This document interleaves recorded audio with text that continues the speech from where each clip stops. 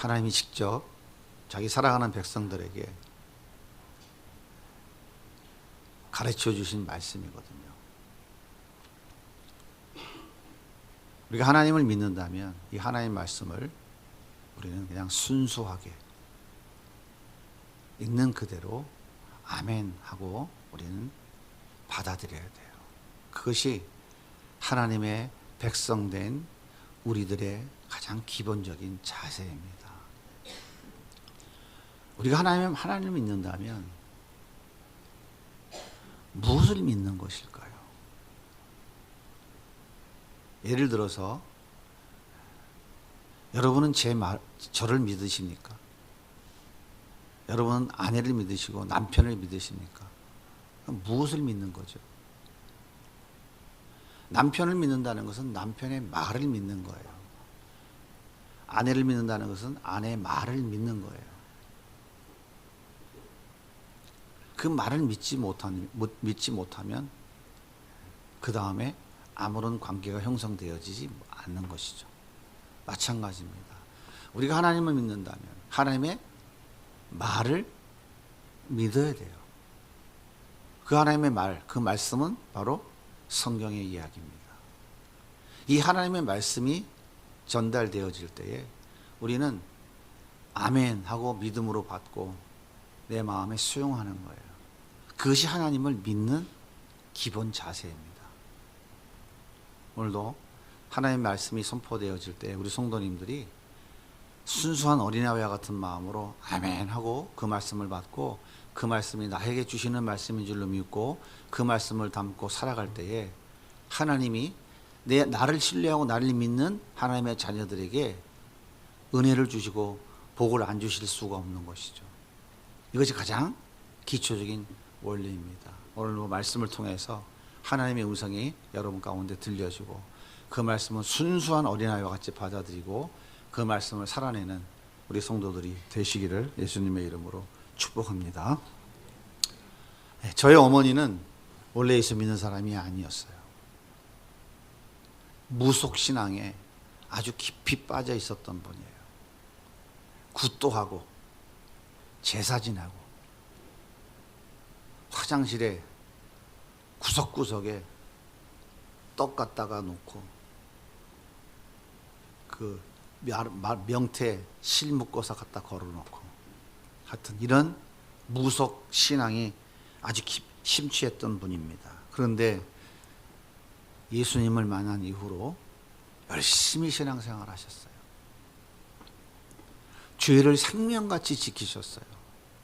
철저하게 11조를 드렸고 새벽 기도를 빠진 적이 없었어요.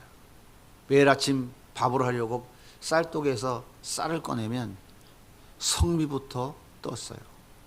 그리고 밥이 다 되면은 밥솥을 열고 주걱으로 십자가를 이렇게 그리고 밥을 푸셨습니다.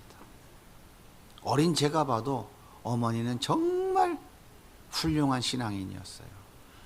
아버지도 마찬가지였습니다. 아버지는 평안북도 성천에서 큰 부잣집의 장손으로 태어났어요. 그런데 젊어서 예수님을 만나가지고 청년 집사로 신앙생활을 하시다가 일사후퇴 때 피난 내려오셨습니다. 아버지는 새벽 기도를 거르는 적이 없었어요. 늘 말씀을 읽고 묵상하시고 늘 가정 예배를 인도하시고 담임 목사님이 출타하시면 새벽 기도회도 인도하셨어요. 제가 초등학교 다닐 때 섬기던 교회가 예배당 건축을 시작했습니다. 우리 부모님은 집을 팔아서 작은 집으로 옮기고 그 나머지 재산을 다 성전 건축 헌금으로 드렸습니다. 제가 보아도 참 우리 부모님은 대단한 분이었어요. 우리 부모님은 하나님께 큰 복을 받아야 마땅하다고 저는 그 어린 나이에도 생각을 했어요. 그런데 어찌된 영문인지 아버지께서 갑자기 혈압으로 쓰러지셨어요. 다행히도 치료가 잘 돼서 건강은 회복하게 되었습니다. 그렇게 교회 건축이 끝나고 교회가 안정이 되어지고 나서 어머니 아버지는 또 다른 개척교회로 교회를 옮기셨어요. 그리고 몇 해 지나지 않아 그 교회도 또 건축이 시작됐어요. 저희 부모님은 기다렸다는 듯이 집을 팔아서 이제는 전세로 옮기고 나머지 모든 재산을 다 교회 건축헌금으로 드렸습니다. 2번이나 집을 팔아 교회 건축헌금을 드리고 헌신했으니 하나님이 엄청난 복을 쏟아 주실 것이라고 믿었어요. 그런데 어찌된 영문인지 아버지는 또다시 혈압으로 쓰러지셨습니다. 그리고 3번째 쓰러지셨을 때는 제 품 안에 안겨서 천국에 가셨어요. 저는 이때 정말 하나님을 원망했습니다. 하나님은 우리를 사랑하신다면서요. 그래서 예수님을 십자가에 내어주셨다면서요. 항상 내 안에 계시고 영원토록 나와 함께 하신다면서요. 그런데 왜 이런 불행을 막아주지 않으시나요? 예수 잘 믿으면 복 준다면서요. 집 팔아 건축헌금 드리면 복의 복을 더해 준다면서요. 복 주기 싫으면 안 주면 되지 왜 아버지까지 데려가셨어요? 아버지 없는 가정, 모든 것이 다 무너져 버린 가정, 먹고 살 길이 막막한 가정, 아무것도 할 수 없는 절망의 구렁텅이에 빠져버린 가정, 어린 나이에 닥쳐온 이 고난은 도저히 감당할 길이 없었습니다. 그래서 저는 결단했어요.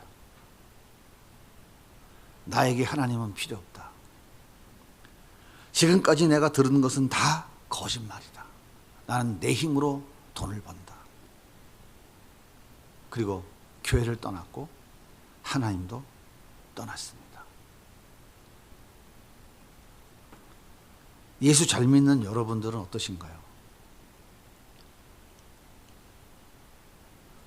고난과 고통, 가난이 주는 아픔은 모두 없어졌나요? 그럼 여러분 예수를 똑바로 잘 못 믿으시는 거네요? 몇 년 예수를 믿었는데 아직도 부자가 못 되셨어요? 예수 믿는 여러분들은 어떠세요? 나를 힘들게 하는 시험은 없어지고 만사가 형통해지셨나요? 무병장수, 망사형통, 부귀영화를 누리며 살아가고 계신가요? 생명을 위협하는 질병은 사라지고 우리 자녀들은 전부 다 명문대학교에 턱턱 합격하고 남편은 승승장구하고 사업이 번창하고 내 삶에 하나님의 기이한 노심이 놀랍게 날마다 일어나고 있나요? 그렇지 않은 것 같습니까?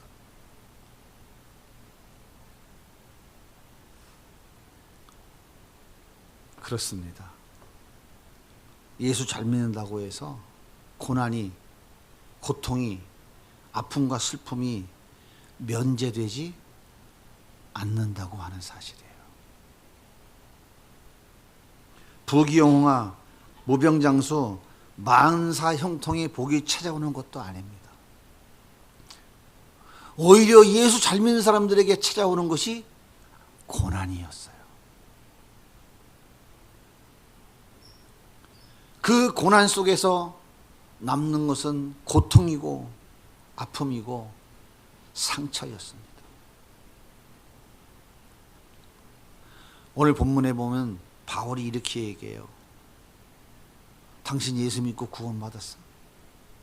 2000년 전 나를 위해 죽은 그 예수가 믿어져? 그래서 내가 하나님의 자녀가 됐다는 확신이 생겨? 내가 구원받았다는 이 기쁨과 이 감격이 내 안에 가득 찼어? 당신이 어떤 노력을 했어? 어떤 수고와 애씀과 노력이 있었어? 당신이 뭔가 대가를 지녔어? 아니, 아무것도 없어. 그냥 하나님이 값없이 나를 선택하셔서 나에게 은혜를 주셨어. 그래서 나는 그 구원의 은혜를 받았어. 당신 정말이야? 예. 그렇다면 그 은혜를 받은 당신은 반드시 고난도 함께 받아야 돼 라고 이야기하고 있는 거예요.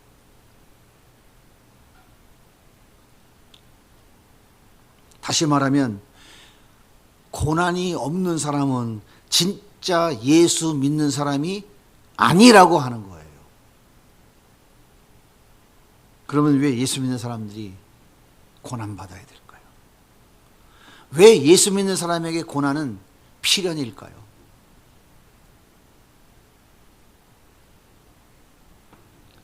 아니 목사님 제주도 잘 갔다가 갖고 갑자기 또 힘들게 고난 뭐 필연이라고 힘든 얘기를 하셔. 복 받는 얘기 좀 하시지. 불편하신가요?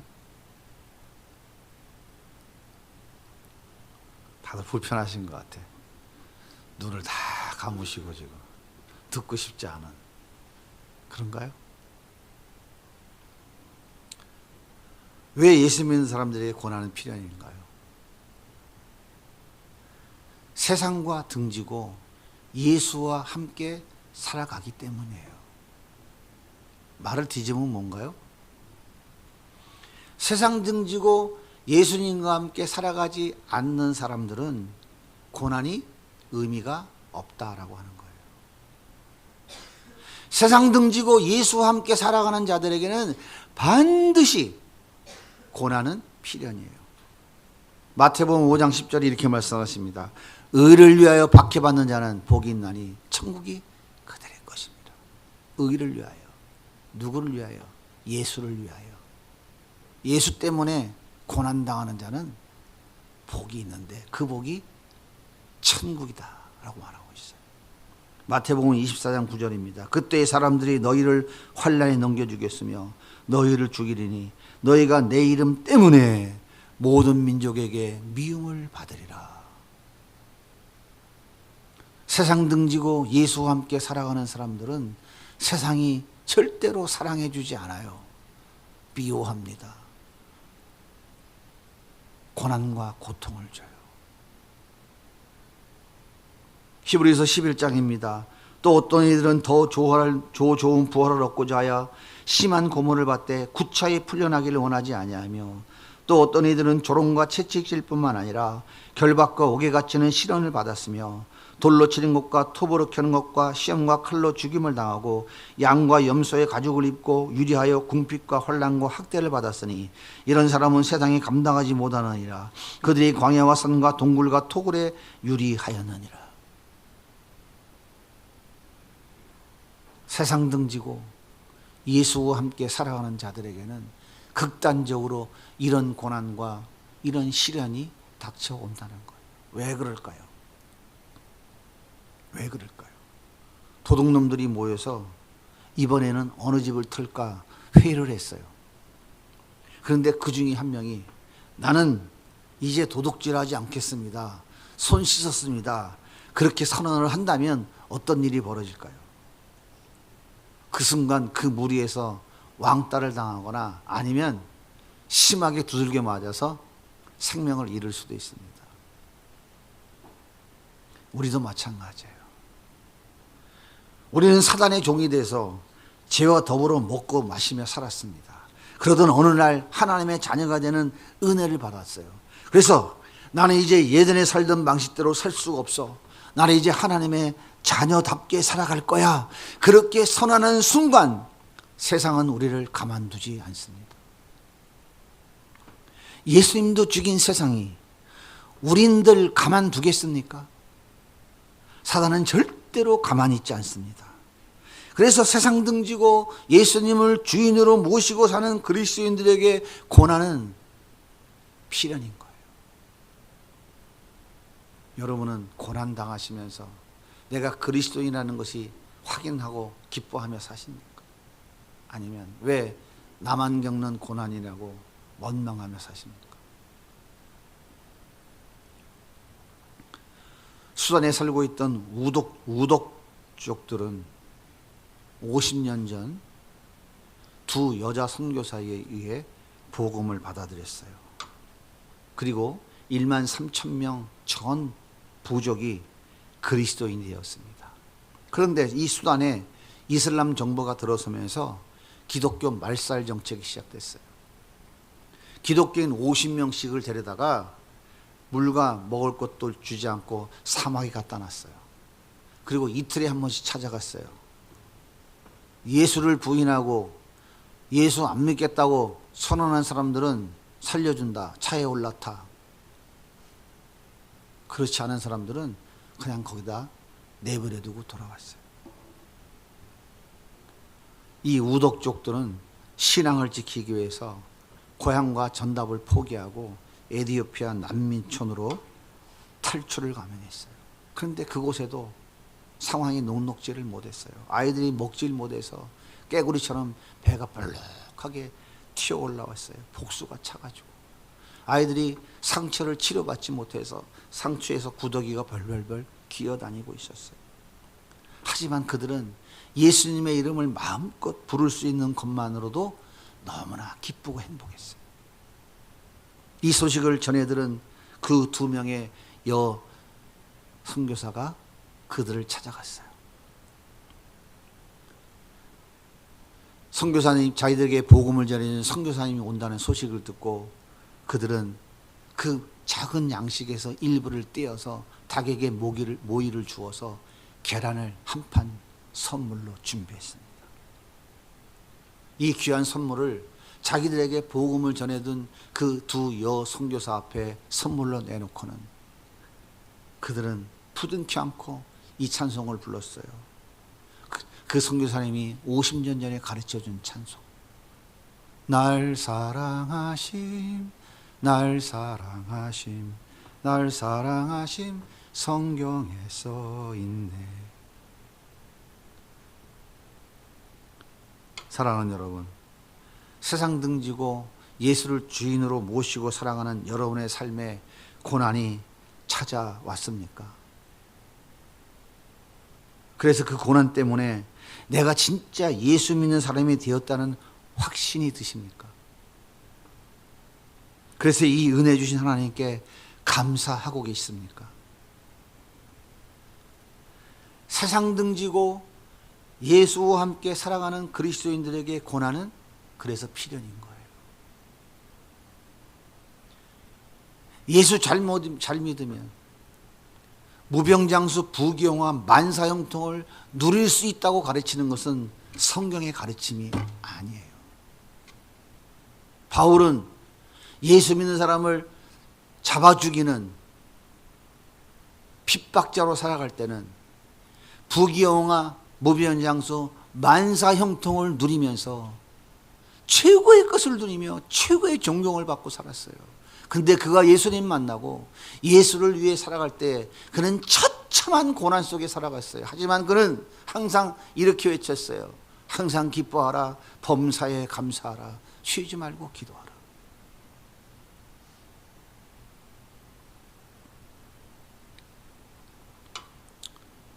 두 번째, 왜 그리스도인에게 고난은 필연일까요?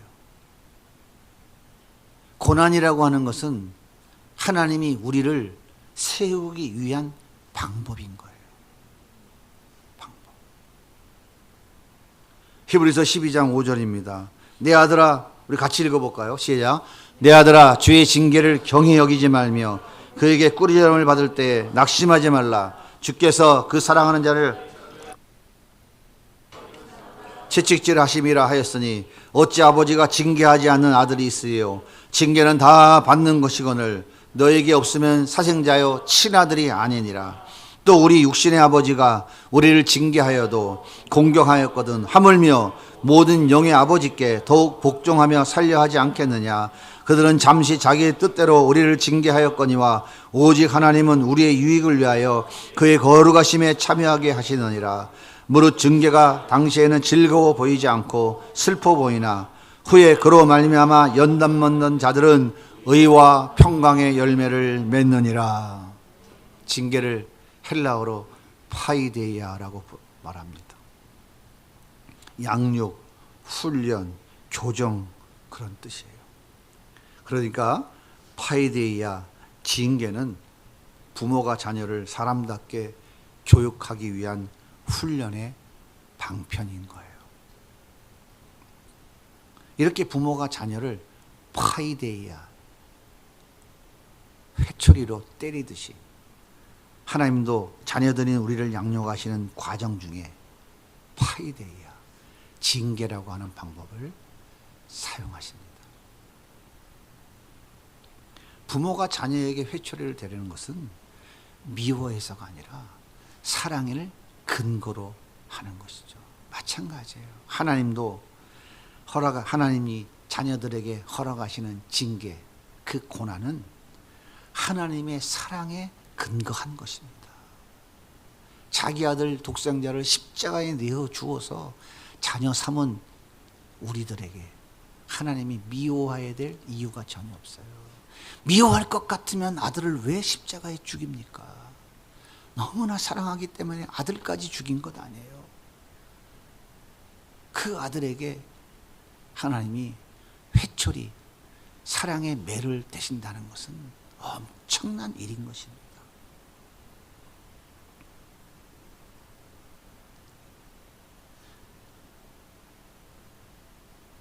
아이들이 잘못하면 부모가 뭐라고 그래요? 너 그러면 안 된다. 그러지 말아라. 한 번 하고 두 번 하고 세 번 해도 말 안 들으면 그 다음에 어떡합니까? 회초리를 갖다 대고 잘못했어? 잘못 안 했어? 또 할 거야? 안 할 거야? 엄마 안 할게요. 정말이야? 정말이에요. 진짜야? 진짜예요. 또 하면 어떡할래? 진짜 안 할 거예요. 회초리를 때리는 그 엄마의 마음은 기쁨으로 회초리를 치겠습니까? 찢어지는 아픔으로 상처를 참아가면서 이 자녀를 바르게 훈련하고 양육하기 위해서 그 회초리를 때리겠습니까? 어떤 엄마들은 이렇게 하잖아요. 그 한 대도 때리기 힘들어서 잘못했다고 해. 대답 안 해? 열흘 동안 대답해. 많이 해보셨죠? 하나, 둘, 셋, 넷, 아홉 반, 반의 반, 반의 반의 반 하면서. 그게 엄마의 마음이라면 하나님의 마음은 어떻겠어요? 하나님이 2000년 전 인간의 몸을 입고 이 땅에 오셔서 모든 고난과 아픔과 고통을 다 경험하셨어요. 그래서 우리가 당하는 고통과 아픔이 어떤 것인지를 너무나 잘 알고 있어요. 그럼에도 불구하고 우리를 하나님의 거룩한 백성으로 세우기 위해서 우리 주님이 사랑의 매를 때리신단 말이에요. 세상 등지고 하나님 뜻을 따라 살아가는 여러분이 하나님 뜻을 거역하고 세상을 향해 달려갈 때 하나님이 내리치시는 사랑의 매를 맞아보셨습니까? 죄 가운데 허덕이다가 지옥 불못에 떨어지는 것을 그냥 둘 수 없어서 참고 또 참다가 할 수 없이 사랑의 회초리를 내리치고 계시는 아버지, 그렇게 아픔을 참으시면서도 나를 천국에 들어갈 만한 그리스도인으로 세워가시려고 사랑의 회초리를 내리치고 계시는 우리 하나님 아버지, 그 아버지의 마음을 여러분은 느껴보셨습니까? 그렇다면 하나님을 원망하는 어리석음에서 돌아서서 하나님을 껴안고 사랑한다고 고백하며 감사해야 되지 않을까요?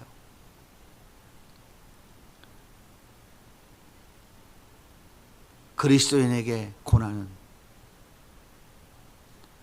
우리를 하나님 앞에 거룩하고 흠없는 자로 세우시기 위한, 다시 말해서 천국에 데려가시려고 하시는 주님의 사랑의 채찍, 회초리인 거예요.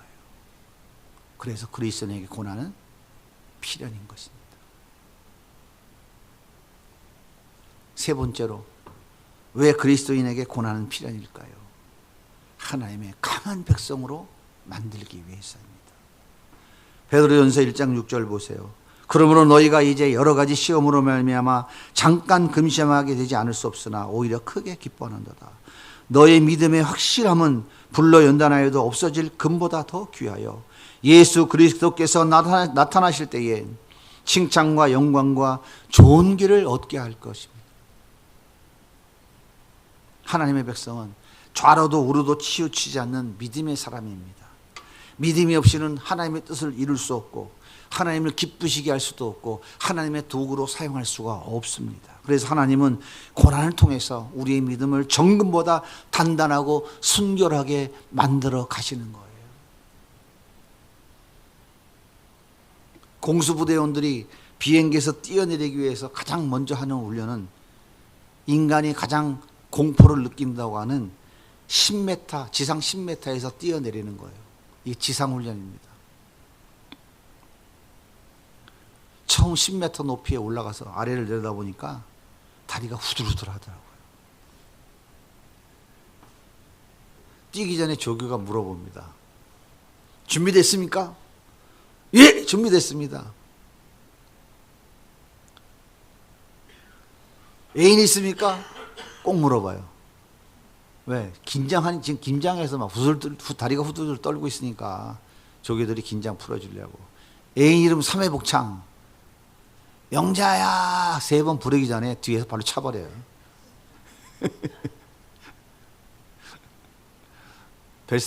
배 친구들 다 있더라고. 뒤로 돌아서 갖고 조교 다리를 붙잡고 살려주세요. 이런 친구도 있고. 발로 찼는데 여기 딱 걸려가지고 대롱대롱 매달리는 친구들도 있고. 참 재밌더라고. 왜? 공포 두려우니까. 그런데요, 계속 반복하다 보니까 나중에는 아무렇지도 않고 뛰는 게 재밌더라고요. 이처럼 고난과 고통, 시험의 과정을 통과한 자가 강한 용사가 되는 겁니다. 하나님은 여러 가지 시험을 통해서 믿음을 강하게 하시고 성숙하게 만드십니다. 그래서 결국에는 우리를 그리스도의 강한 군사로 세우셔서 하나님의 귀한 도구로 사용하시는 거예요. 사랑하는 여러분, 하나님께서 여러분의 삶에 갖가지 고난을 주셨나요? 그 고난이 연약한 나의 믿음을 강하고 담대한 믿음으로 세워주시기 위한 하나님의 사랑이라고 생각하시나요? 찰랑거리는 물결 바라보고도 넘어지고 쓰러지던 내가 이제 주님 말씀하시면 무조건 순종하는 사람으로 성장해 가고 있는가요? 그렇다면 이제는 주의 도구로 나를 사용해 달라고 기도하시기 바랍니다. 하나님은 그렇게 우리를 강한 믿음의 사람들로 세우셔서 하나님의 뜻을 이루는 도구로 사용하기를 원하시는 거예요. 그래서 우리 그리스도인들에게 고난은 필연인 것입니다. 그렇게 20여 년을 살아가다가 제가 하나님 앞에 다시 돌아와서 아버지의 유품을 뒤적뒤적 뒤지게 됐어요.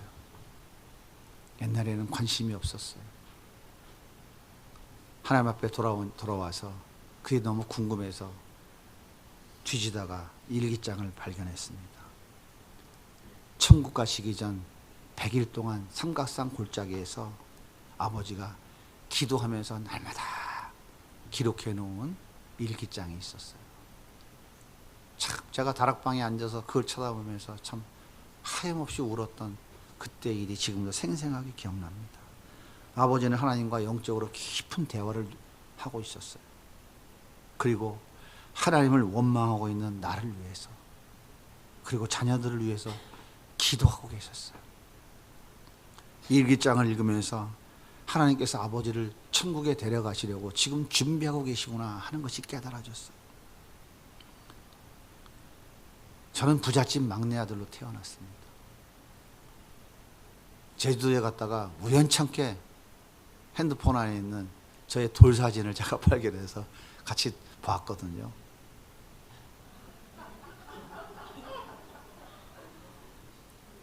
요즘 돌잔치 저렇게 하는 사람이 있어요? 예? 사진관에 가면 저거 이렇게 사진관에 가면 저거 찍을 수 있는 사진입니까? 몇 년 전이에요? 지금으로부터 65년 전입니다.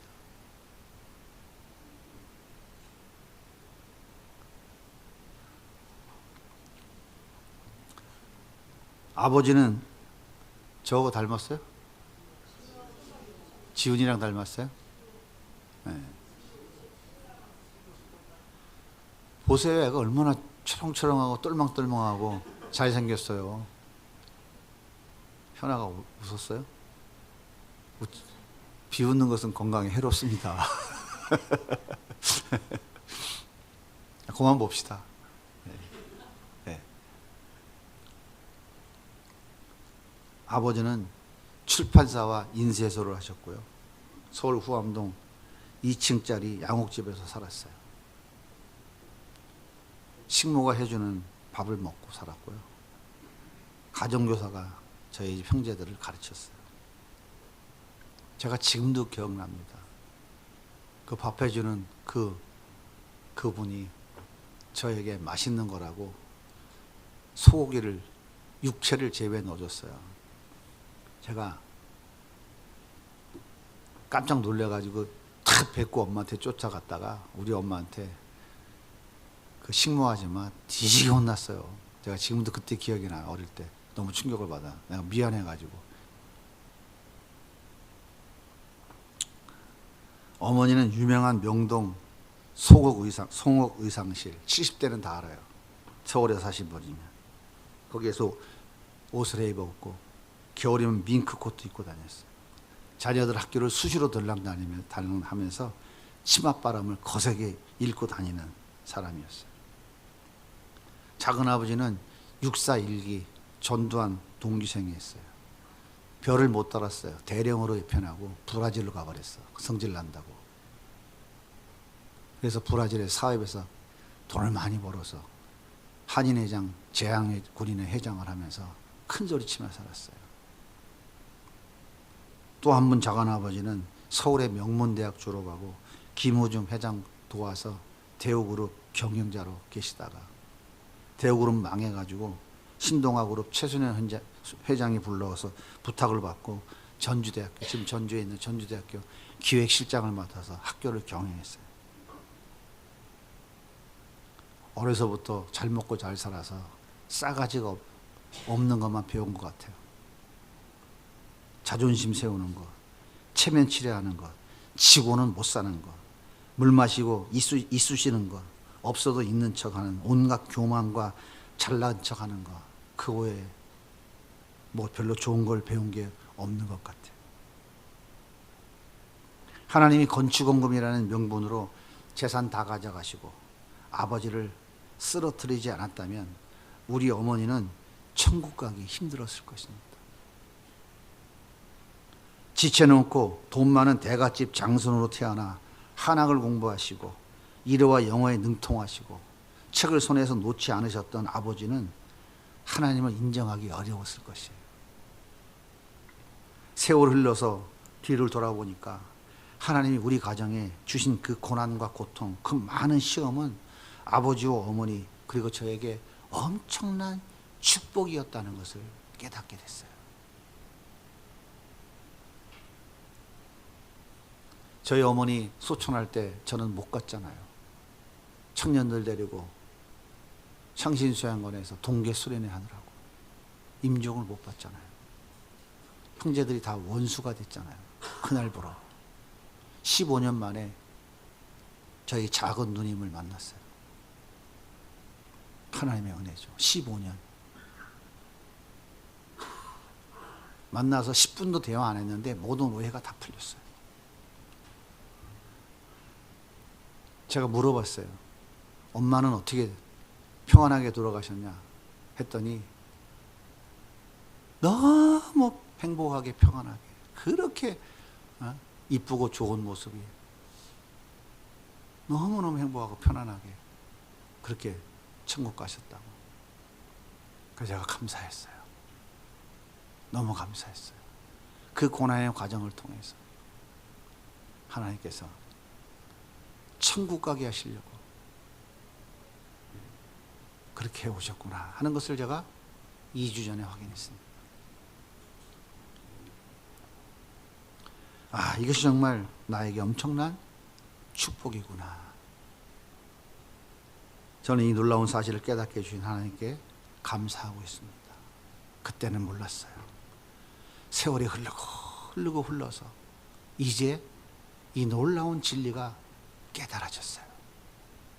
아, 지금까지 내가 수없이 당한 그 고난, 그 힘들고 어려웠던 과정들, 왜 하나님이 나에게 그렇게 하셨을까?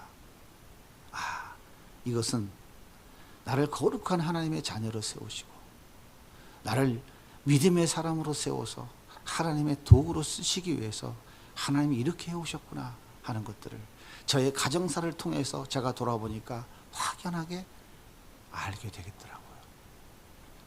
그리스도인에게 고난은 필연입니다. 왜 필연이냐? 세상 등지고 예수님과 함께 살아가기 때문이에요. 나를 세우기 위한 하나님의 방편이 고난이기 때문에 그런 거예요.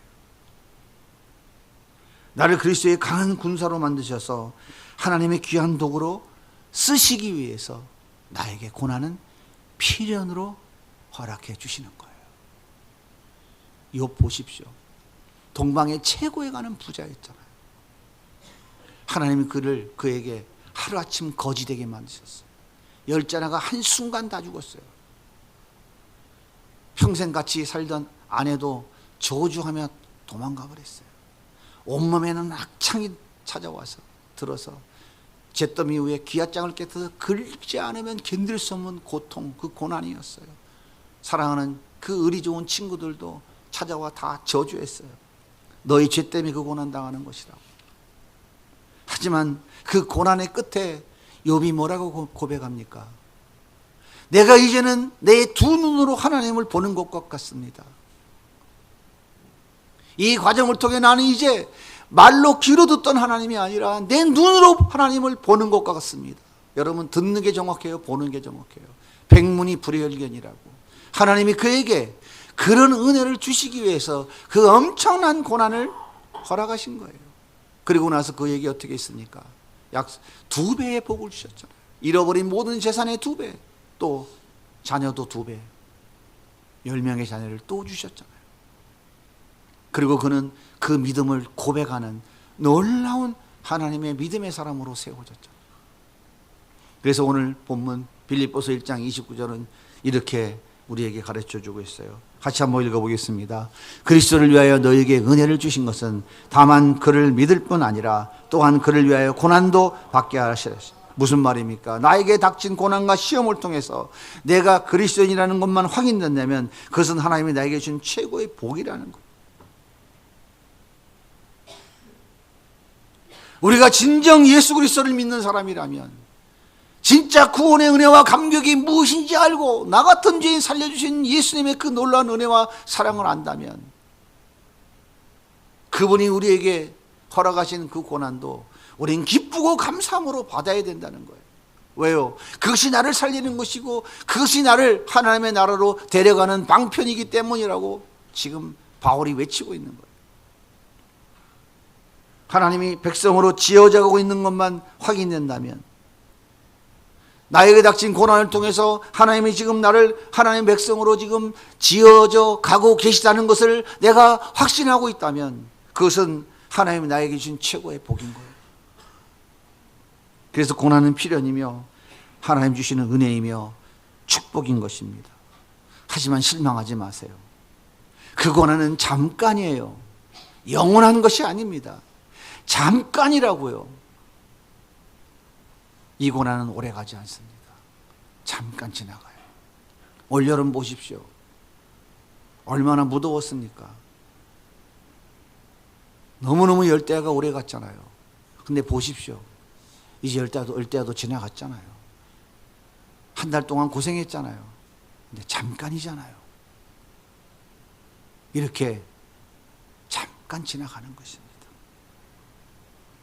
베드로전서 5장 9절 말씀을 같이 읽겠습니다. 시작. 너희는 믿음을 굳건하게 하여 그를 대적하라. 이는 세상에 있는 너희 형제들도 동일한 고난을 당할 줄 알미라. 모든 은혜의 하나님 곧 그리스도 안에서 너희를 부르사 자기의 영원한 영광에 들어가게 하시니가 잠깐 고난을 당한 너희를 친히 온전하게 하시며 굳건하게 하시며 강하게 하시며 털을 견고하게 하시리라. 고난 속에서 예수님과 더욱 친밀해져 구하는 대로 이루어지는 복. 고난 속에서 더욱 강한 믿음의 사람으로 세워져 주님을 기쁘시게 하는 복. 고난 속에서 하나님이 쓰실 만한 귀한 도구로 쓰임받는 복. 이 놀라운 복 누리며 살아가는 우리 성도님들이 다 되시기를 예수님의 이름으로 축복합니다.